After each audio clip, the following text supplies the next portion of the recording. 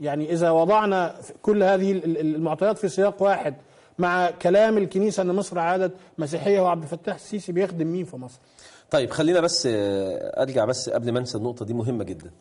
لما بنتكلم عن النصوص المقدسة من مئات السنين اللي هي القرآن والسنة، ولا ننسى أن عبد الفتاح السيسي من كام يوم كان قاعد مع المثقفين اللي هم بيسموهم مثقفين والنخب والكتاب والصحفيين، وكان من ضمن الحضور واحدة كائن كده اسمها فاطمة نعوت، كويس؟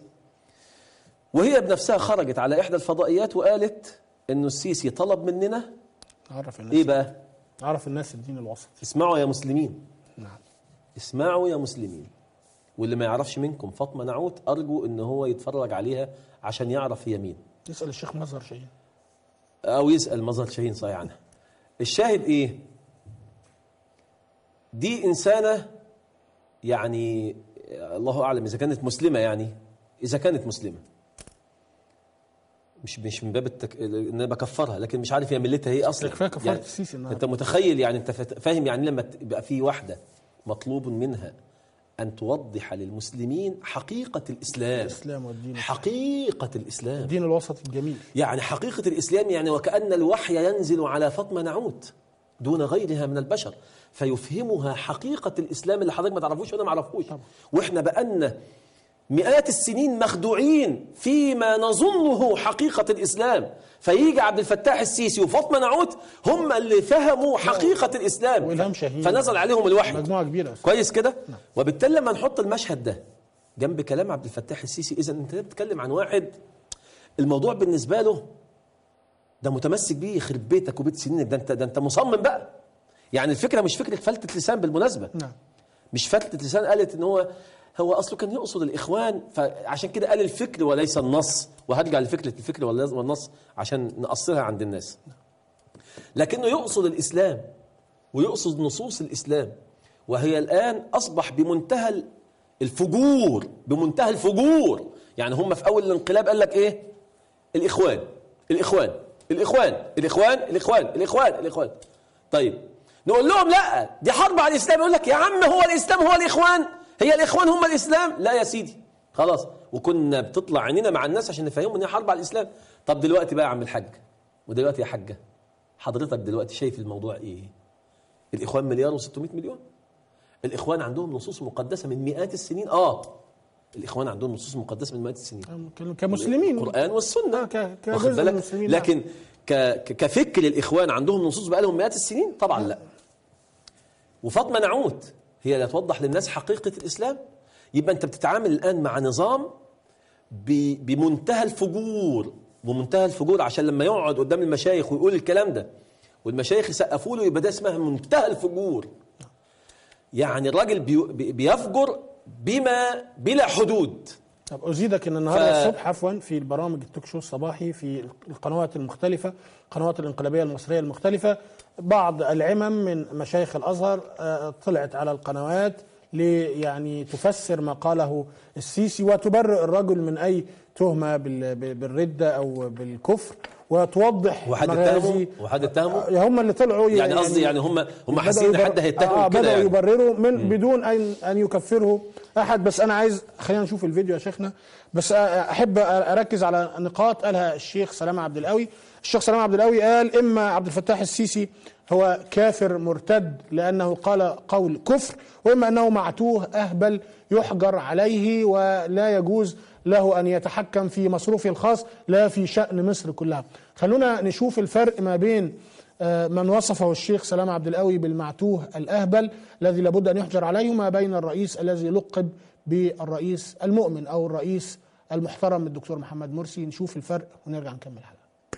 النية والتجرد للمبادئ جاء صلى الله عليه وسلم بشريعة تنظم جوانب الحياة كلها، تتميز بالشمول والكمال والواقعية والمرونة والإنسانية. ثم جعلناك على شريعة من الأمر فاتبعها ولا تتبع أهواء الذين لا يعلمون. وجاءت رسالته جامعة شاملة للعالمين، وما أرسلناك إلا رحمة للعالمين. فأطلقت العنان لطاقات الإنسان عموم الإنسان. أنا بقول الفكر ده اللي تم تقديسه، نصوص وأفكار تم تقديسها على مئات السنين، وأصبح الخروج عليها صعب قوي، لدرجة إن هي بتعادي الدنيا كلها، بتعادي الدنيا كلها. يعني 1.6 مليار هيقتلوا الدنيا كلها اللي فيها 7 مليار عشان يعيشوا هم؟ مش ممكن. لأن الأمة دي بتمزق، الأمة دي بتدمر، الأمة دي بتضيع، وضياعها بإيدينا احنا اللي بنضيعها. طيب شيخ سلام، انت عايز وضوح اكتر من كده. الراجل يقول لك الامه بتمزق، الامه بتضيع، واحنا اللي بنضيعها وضيعها بايدينا احنا. ده الفرق ما بين الرئيس حافظ كتاب الله الرئيس محمد مرسي، لما شفنا الكلام برصانه والكلام كرجل في بدايه الفيديو، وشفنا عبد الفتاح السيسي والامه دي بتضيع، والاسلوب العجيب المفتعل الممتهن حتى لكلمه رجل. شيخ يعني ارجو ان انت تعلق على هذا الفيديو في دقيقتين، ويعني نذكر الناس بالرئيس مرسي. هل هذا الرجل، هل أحد الحق أن يتنازل عن عودة الرئيس محمد مرسي رئيسا شرعيا منتخبا لجمهورية مصر العربية؟ طيب يعني خلينا نرجع طبعا المقارنة بينهم غير مقبولة. لا مش مقارنة، احنا يعني نقارن غير مقبولة أساسا. ده أنت لو قارنت، يعني لو جبت واحد من ابتدائي وسألته على الكلام ده مش هيقول لي بيقولوا هذا المخبول المتخلف يعني إطلاقا. يعني فده راجل يعني خرج عن النص بكل ما تحمله الكلمة من معاني. احنا بنتكلم الآن عن الدكتور محمد مرسي. الاحتفال ده بالمناسبة كنا احنا وزارة الأوقاف كنا احنا اللي مرتبينه، وكنت أنا بشكل خاص كنت أنا المسؤول عن هذا الاحتفال، ترتيبه من أول بداية الاحتفال حتى نهايته، بالتنسيق مع رئاسة الجمهورية وقتها. الدكتور محمد، وكان حاضر في هذا الاحتفال بالمناسبة علي جمعة، كان وقتها لسه مفتي الجمهورية، وكنا قاعدين في غرفة الانتظار منتظرين مجيء الرئيس، وكنا قاعدين علي جمعة موجود، فضيلة العالم الرباني الأستاذ الدكتور طلعت عفيفي وزير الأوقاف موجود، كنت أنا موجود معاهم، وكان موجود تقريبا كان محافظ القاهرة وقتها، وكان حد كده من القيادات اللي هي بتاعة رئاسة الجمهورية. كانوا قاعدين في الاستراحة اللي هي خلف المنصة اللي هنقعد في انتظار رئيس الجمهورية. وقتها قعد علي جمعة يقول شعرا في الدكتور محمد مرسي، مادحا له ولمواقفه ولرؤيته الثاقبة ولتاريخه ولنصاعة بلده. درجة كنا قاعدين أنا والدكتور الدكتور طلعت عفيفي مستغربين جدا أن علي جمعة بيقول الكلام ده. يعني استطاع الدكتور محمد مرسي أن يثبت للجميع أنه هو رجل كفاءة بدليل الكلام اللي بيقوله علي جمعة، فكنا مبسوطين قوي. ولما جم قالوا لنا أن الرئيس جاي، يلا عشان يعني المفروض بروتوكوليا بيوقف وزير الأوقاف وشيخ الأزهر والمفتي الثلاثة بيستقبلوه. بالمناسبة يومها شيخ الأزهر ده دعي للاحتفال ده وما حضرش. هو قال لأن كان الإخوان جوه وأنا بره. مين؟ هو شيخ الأزهر. قال إيه؟ قال يعني لم أحضر هذا الاحتفال مع الرئيس مرسي لأن كان الإخوان يجلسون داخلا وأنا أقف بالخارج. فين ده؟ هو ده اللي قاله. لا طبعا ده تصريح من يومين. احنا بقول لحضرتك احنا كنا مرتبين الاحتفالات. نعم. وكنا داعيينه على رأس أول مدعون بروتوكوليا، حتى هو اللي بيبقى واقف يستنى رئيس الجمهورية وهو جاي. نعم. وساعتها قال لا أصلا أنا مش عارف إيه، المهم ما حضرش. وفي كل الاحتفالات بالمناسبة، في مولد النبي في عمل كده، وده اللي أنا بتكلم عنه مولد النبي، وبتكلم عن بتاع ليلة القدر. نعم. ما حضرتش أي احتفال. وده ليه؟ لأن هو مش عشان الإخوان وعشان بتاع الراجل ده، عشان هو كان عضو لجنة السياسات في الحزب الوطني، فيعني الكلام واضح جدا. ده راجل طول عمره وتاريخه قبل حكم الدكتور مرسي وبعد حكم الدكتور مرسي واضح جدا ان هو كان يعني في موقف، والراجل شديد العداوة لأي توجه إسلامي. على كل حال، ففرق كبير جدا بين خطاب رجل متزن وعاقل وعنده رؤية وشايل هم الأمة، وبين واحد تافه هلفوت نكرة. ده لو أحسننا فيه الظن بالمناسبة، ولو أحسننا فيه الظن برضه كلامه ده كلامه كفر صريح. عارف بالظبط زي مين؟ زي ما طلع سيد القمني في برنامج مع سالم عبد الجليل وقال على القرآن، وساعتها سالم عبد الجليل قال له إيه؟ قال له أنا القمني قال له أنا أقول في القرآن ما شئت، قال له وأنا أقول أنك كافر. نعم. خلاص؟ طبعا لم يقل ساعتها عن سالم عبد الجليل ان انتوا بتكفروا الناس ليه، لان سالم عبد الجليل في جزمتهم يعني بتاعهم، لكن هو ده بقى الكلام اللي هيتاخد دلوقتي، وبالتالي مش مهم. لكن الفكره كلها ايه؟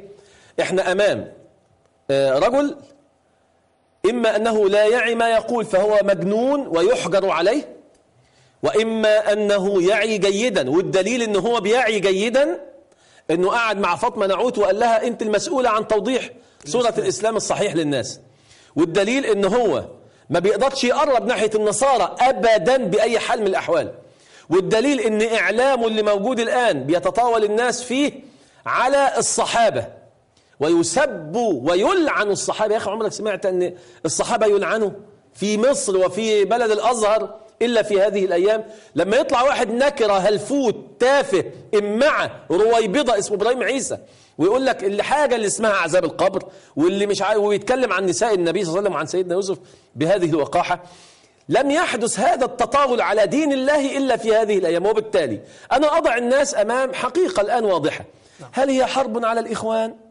ام هي حرب على الاسلام؟ شايفينها حرب على الاخوان، الاخوان معاهم ربنا، ما تقلقوش من الحكايه دي خالص، سيبوا الاخوان، شيلوا الاخوان من دماغكم.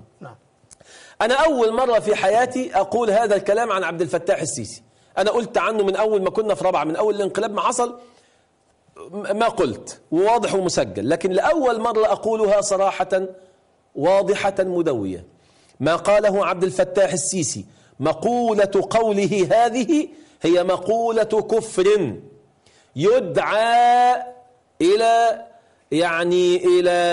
تجديد عقيدته وإلى الاعتذار عما قال، وإذا لم يفعل فهو كافر مرتد تطاول على المقدس في ديننا وهو كتاب الله وسنة النبي صلى الله عليه وسلم، واتهم المسلمين عبر تاريخهم الطويل، تاريخ الناصع بالبياض بفضل الله سبحانه وتعالى، يتهمهم بأنهم أمة تسيء إلى الآخرين وتدعو، يعني هنقتل الناس كلها، هنموت الناس كلها، 1,600,000,000 يموتوا الناس كلها. مين قال إن المسلمين بيموتوا الناس؟ لم يرى هذا المجرم المرتد الكافر عبد الفتاح السيسي ما يفعل بالمسلمين في الصومال وفي بورما وفي وسط إفريقيا وفي سوريا وفي مصر وفي كل ده المسلمين هم اللي بيذبحوا على مدى التاريخ الطويل كله. متى ذبح المسلمون أحد؟ أحيلك أذكرك أن في وثيقة سربت من هيئة الإفتاء السعودية من العام الماضي بتكفير وارتداد عبد الفتاح السيسي. نعم. بعض علماء السعودية من العلماء حتى الحكوميين الذين يشغلون مناصب حكومية في هيئة الإفتاء السعودية قالوا بارتداد وكفر عبد الفتاح السيسي وخروجه من الملك. أعود وأؤكد ما قلته الآن، هذا الكلام الذي قاله عبد الفتاح السيسي هو تطاول على كتاب الله سبحانه وتعالى، وتطاول على حديث النبي وسنة النبي وسيرة النبي صلى الله عليه وسلم، وتطاول على المقدسات في ديننا، وهو إساءة واتهام للمسلمين بما ليس فيهم، اتهام للمسلمين على مدى تاريخهم الطويل بأن يصححوا أفكارهم وعقيدتهم وأن يصححوا.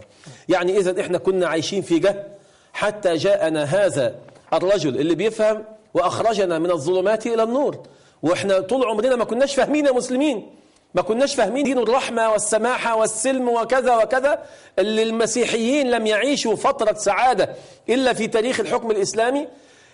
عبد الفتاح السيسي الآن يأتي ويردد ما يقوله الصهاينة عن المسلمين وعلى تاريخ المسلمين، فيصف تاريخ المسلمين بأنه تاريخ دموي، ويصف المسلمين اللي عايشين الآن بأنهم هيموتوا الناس كلها، ويصف المقدسات في ديننا بأنها تجب المراجعة. عارفين يعني ايه تجب المراجعة؟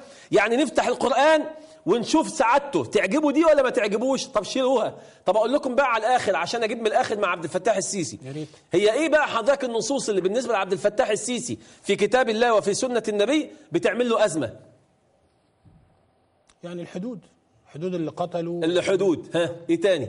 خيانة الله ورسوله، ماشي، إيه تاني؟ الجهاد في سبيل الله، صح كده؟ هي دي اللي عامله ازمه، سيبك من كل ده. طب هي اللي عامله ازمه عند عبد الفتاح السيسي في النصوص المقدسه الجهاد في سبيل الله. وبالتالي يرعبه ويرعب الصهاينه مصطلح الجهاد في سبيل الله. فهو ده النص اللي هو عايز يزيله. وعلى فكره هذا ليس بجديد. طب ايه مشكله الجهاد هنا؟ ايه مشكلته مع الجهاد دلوقتي؟ هو عبد الفتاح السيسي ايه مشكلته كعبد الفتاح السيسي في منصبه اللي هو فيه دلوقتي مع مصطلح او فكره او يعني ركن الجهاد؟ ايه مشكلته معاه؟ يا سيدي الكريم، احنا زي ما قلت لو فتحنا القرآن وقلنا عبد الفتاح به السيسي، اتفضل مش عاجبك حط تحت منه خط بالقلم الاحمر ونشيله. طيب هيحط على الجهاد. عندي نصوص مقدسه، هيشيل النصوص اللي فيها جهاد. ليه؟ لان النصوص دي حضرتك، هو الكلام ده على فكره عبد الفتاح السيسي لم ياتي بجديد يعني، لكن الجديد ان اللي يقوله واحد مسلم او بيدعي انه مسلم وان هو على راس مسؤوليه في مصر بشكل بصرف النظر هو جه عليها ازاي، جالها ازاي، وان هو قاعد قدام طراطير بعمم وبيسقفوا له. ده الجديد في الموضوع. الجديد انه بيتقال بمنتهى الفجور. يعني الصهاينه كانوا بيقولوا الكلام ده وهم قاعدين ومستخبيين ومتداريين. لما قعدوا سنه 1897 في مؤتمر بازل بسويسرا وعقدوا بروتوكولات حكماء صهيون قالوا فيها بالنص الكلام ده، ان احنا يجب تغيير الثوابت عند المسلمين اللي احنا بيسميها دلوقتي المقدس، اللي هي بتدعو الى الجهاد، لان هم شافوا على مدى التاريخ كله ان روح الجهاد عندما تشتعل في نفوس المسلمين لا يمكن لاي قوه ان تمنعها. واضح؟ فقال لك خلاص احنا ازاي نحطم روح الجهاد دي عند الناس؟ فنشتغل معاهم بالغزو الفكري، نحطم عندهم الثوابت المصطلحات. فيبقى مثلا من باب الثوابت ايه؟ الحرام، لا يا جدعان ما هو اصل الخمر حرام دي مشروبات روحيه، الزنا حرام دي حريه شخصيه، التبرج والسفور والفجور دي حريه شخصيه. وبالتالي على فكره ده منهج الجيش بتاعنا بالمناسبه يعني، لان انديه الجيش انديه القوات المسلحه الان من يدخلها المتبرجات ولا المنتقبات؟ ما بتكلمش عن المحجبات، المتبرجات ولا المنتقبات. اتحدى اي نادي من نوادي القوات المسلحه، مش بس نادي او حتى مستشفى من مستشفيات القوات المسلحه، انت ان هي بتدخل المنتقبات. انت كمستشار وبالتالي ده معناه ايه؟ مستشار وزير في عهد رئيس ملتحي بلحيتك، هل استطعت ان تدخل الى نادي من قوات؟ لا هقول لحضرتك على ما هو اشد من هذا. انا رحت في مره من المرات اقدم في احد الانديه، كويس؟ بالتحديد نادي وادي دجله اول ما تاسس، كويس؟ ورحت اتاسس عشان اعمل اشتراك في 6 اكتوبر ليا ولعيالي. اما لقيت الاستماره في الاخر خالص شروط او بنود او ملاحظات او حاجات زي كده، انه يمنع دخول الجلباب ده الرجال، الجلابيه ممنوع تخش حضرتك بالجلابيه. مش طيب ماشي يعني. مش يعني. مشكله. ليه؟ قال لك اصل ده مش الزي بتاعنا كمصر، لكن لو احنا في بلد عربيه ممكن ماشي. لا الزي بتاعنا كفلاحين وولاد خلاص بقى انت راجل مش فلاحين. طب سيبك من دي. ممنوع دخول النقاب. قلت له ايه؟ قال لي ممنوع دخول النقاب. قلت له يعني اسمح لك انك تفتش وهي داخله، تجيب واحده تبص على وشها هي صاحبه الكارنيه ولا لا؟ تقصد كده؟ قال لا ده ممنوع التواجد بالنقاب. اللي بيكلمني بالمناسبه كان اسمه محمد، يعني موظف مسلم، لان النادي ده نادي تابع لناس مسيحيين. طب اسال بس الجلباب عفوا الجلباب بتاع الكنيسه بتاع القسيس، يعني انا لا هقول لحضرتك. الاستاذ المعد معايا دلوقتي بيقول لي انا عضو في النادي وكنت هناك وكنت بشوف القساوسه بجلبابهم داخل النادي. طب اسمعني بقى انا هكمل لك اهو.